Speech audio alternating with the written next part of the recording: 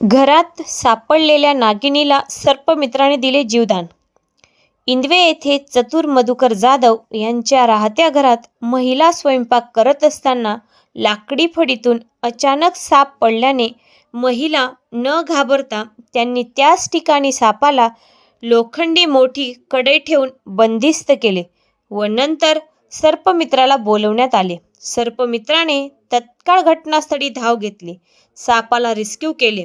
हा साप नागिन जातीचा असल्याचे सांगितले. तसेच त्याला बंद डब्यात पॅक केले आणि सर्वांनी सुटकेचा निश्वास सोडला.